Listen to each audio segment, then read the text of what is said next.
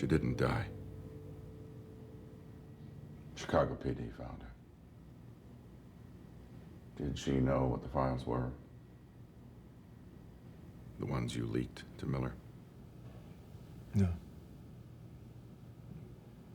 Why did you do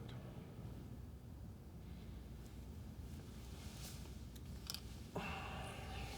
Because it was no longer tenable. I could no longer abide by the idea of keeping us here in this position. Why? Because it became clear that you were no longer ruling for the good of the city. We have done too many terrible things in the course of running matters, but I've always known why. It was always in the end because it mattered that we ran the city. Because we were best equipped to provide that which was good for its people. And if elements got in our way, elements that needed to be torn down, I could justify even the most ruthless of measures in how we dealt with them because I knew we were preserving what was good for the city by preserving this. If I could justify the end to myself and my conscience, I could pursue it by any mean. What changed? You. You got sick. Your judgments wavering, your decisions no longer justifiable. You began to act out of a sense of pure personal preservation. Stay in place at any cost. I could no longer see the end justifying our means because the only end that matters to you now is you. Your personal survival. I can't abide by that. I can't do what I need to do for you to stay where you are. When did you decide this? Your handling of Cullen, your denial of his request for another term. It was a bad decision. It was personal, emotional, disproportionate. Why didn't you come to me? I tried. You shut it down. It was at that point that I realized that you were no longer in control. I leaked the O'Hare dump documents and watched you prove with every turn you took in handling the fallout that sadly I was right. Your handling of the sick kids of Bensonville, your smearing of Dr. Reyes, your use of your daughter.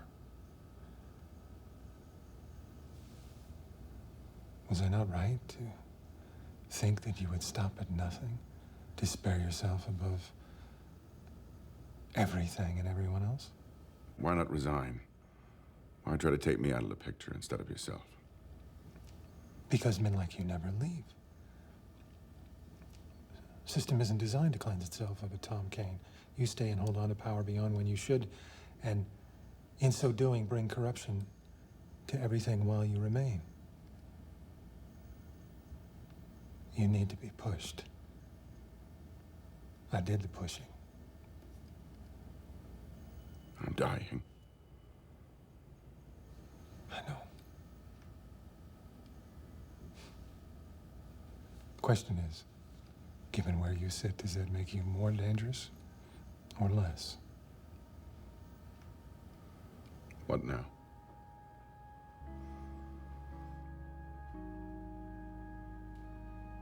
For 30 years, you've advised me on the appropriate course of action in the worst of situations. What would you advise I do now, given I know what you've done? You don't have a choice. Punishment should always be commensurate to the crime. It should be proportionate and visible.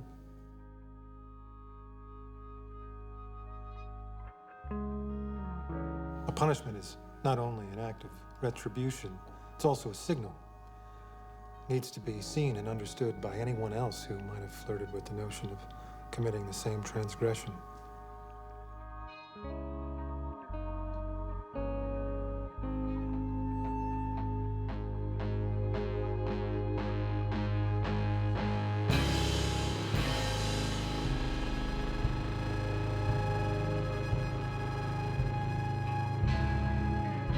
Tom isn't going anywhere. His grip is firm and steady.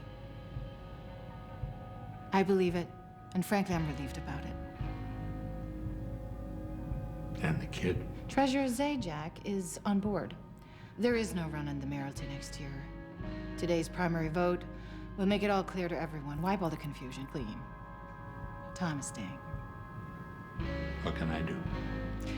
One problem still stands. The class action lawsuit that Elliot is taking to court against Tom. It's to be announced tonight at the close of voting. Yes. If it were to be dropped, things could return to the usual in no time. Continuity, status quo, interests preserved. You're his father, babe. Isn't there anything you can do to steer him in a different direction? What do I get out of it? And it's a signal that no one is exempt from the consequences of betrayal. Exit polls suggest a tight race has stayed tight until the very end.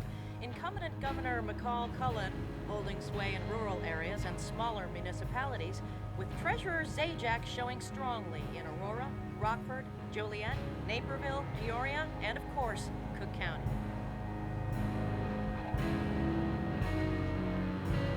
With 65% of the precincts reporting, Treasurer Zajac has opened up a 6-point lead. With most of the votes still to be counted coming from urban areas, it looks like it could be a difficult night for incumbent Governor Cullen. All eyes now are on Chicago, where voting booths have just... If you think Kane hasn't sewn up Cook County for him, you don't know the man. This is over. We're done. Where the fuck is Ross? Now that we're all sitting here on a train to fucking Siberia. Are trending towards the incumbent governor, with the exception of Renee.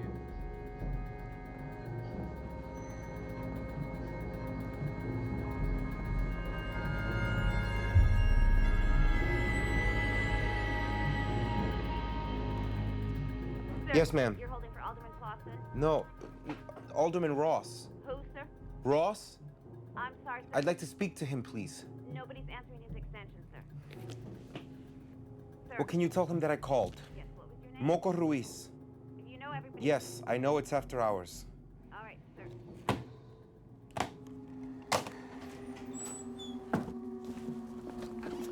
Alberto Ruiz, Yes? would like you to come with us, sir? Well, what's this about? Just a few questions about the disappearance of Alderman Lalo Mata. Oh, can we just do this here? No, we can't.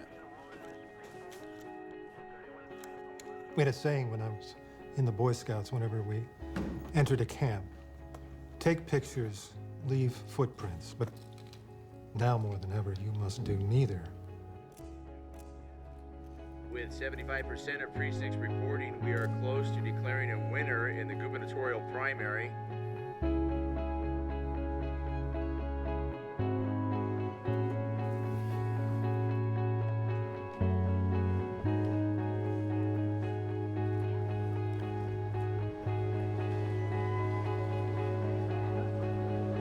Okay, we are now projecting a win for Ben Zajac. Yes, we now declare the 75.8%. We won. That Treasurer Ben Zajac has defeated Governor McCall in the gubernatorial primary.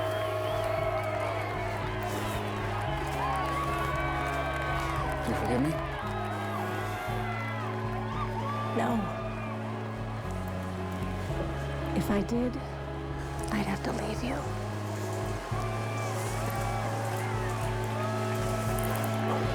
Are you ready? Oh, yeah. Come on, guys. Let's go.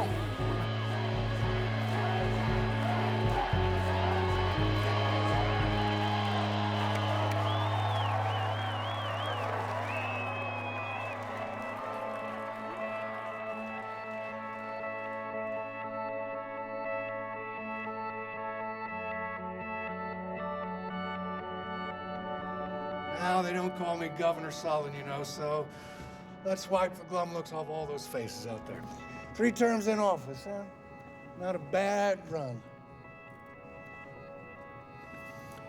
An Englishman, a man I don't agree with about pretty much anything, once said, all political lives, unless they are cut off midstream at a happy juncture, end in failure, because that is the nature of politics and of human affairs. And I've always wondered about that, about whether I would finally have to agree with him on this one point when it was all done.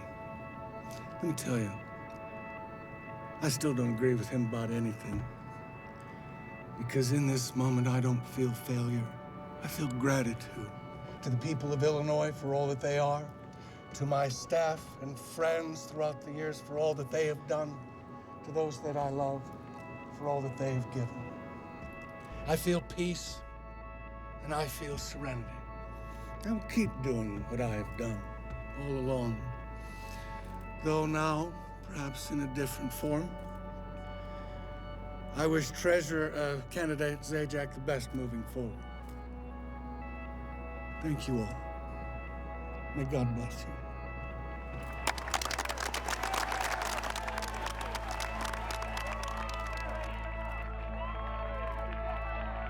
There's a formal aspect to punishment, a ritual nature. It has shape and body. It's about consequence, accountability, actions having repercussions.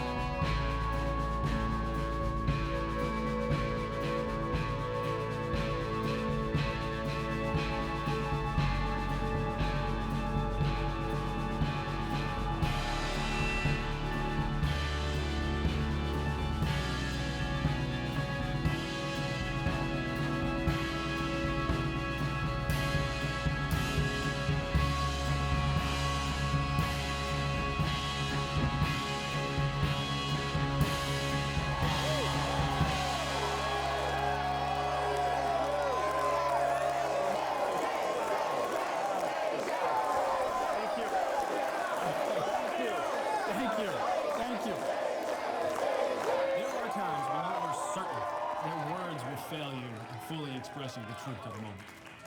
And this is one of them. I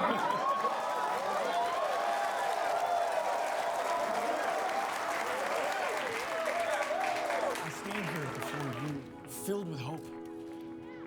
I'm bursting with praise and admiration for every single one of you, our beautiful city, this glorious state, and this proud country. A place where we all have equal say in how our lives are ordered and how we live, where the fair and equal practice of political self-determination is held paramount. Every vote has equal weight, where anyone can choose to seek to represent their fellow citizens, where our elections are competitive, they're informed, they're fair and free, for the people and by the people. Because no matter what you may think of our political system and how imperfect it may be, it is still the best of its kind, conceived by mankind for the betterment of society, life, and progress. It gives us a chance to make things new, to change course, to determine our own destiny as a people. It is a picture of our deepest desires as human beings, to determine who we are, what we stand for. I stand right here, humbled and grateful. Thank you, all of you, for all that you have done.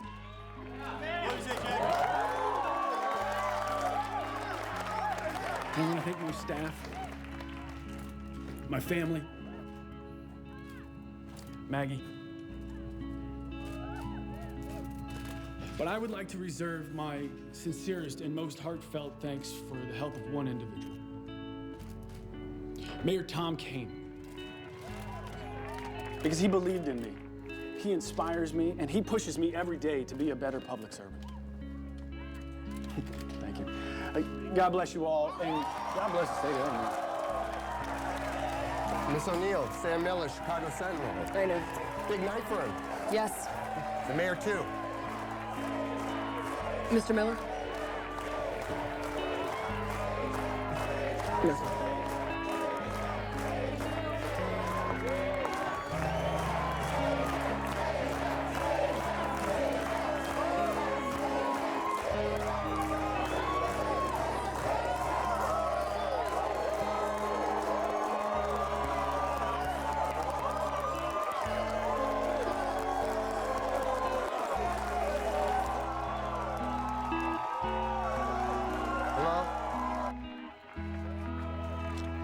Hello? Oh, Mr. Miller. Hello? It's Ella Harris. Who? Dr. Ella Harris. I treated Mayor Kane. Hold on. Whoever this is, I can't hear you. Hold on.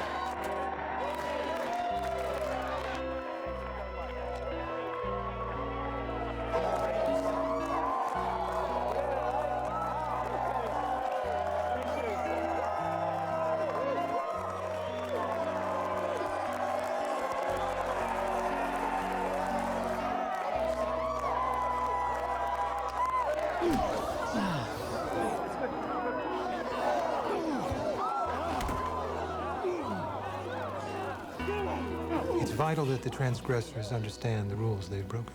It's okay. Guess it wouldn't be Chicago politics without the spilled blood, right?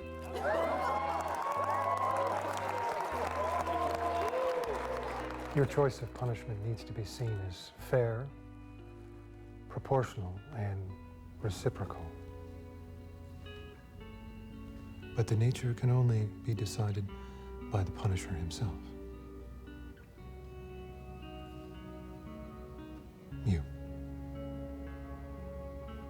You decide.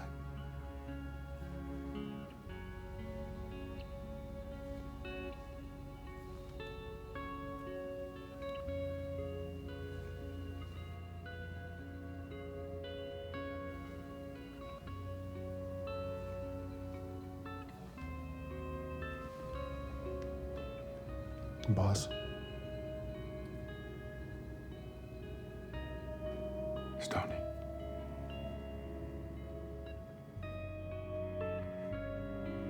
It's about preservation, protecting the way things are. We dropped the announcement and the court date. Tomorrow we'll go to him with a deal. We did as you asked. You're having trouble with it. Yes. I understand. You want to build a reputation for yourself apart from the families. And that is a fine thing. A necessary thing. But this family has been sailing a boat with City Hall from the time the building itself went up. The choice to remain with Kane is a choice of preservation. You can pursue your own agenda, even at the expense of Kane, if you so desire, but not now. When? The next round? This particular case had to be let go. Continuity, at all costs.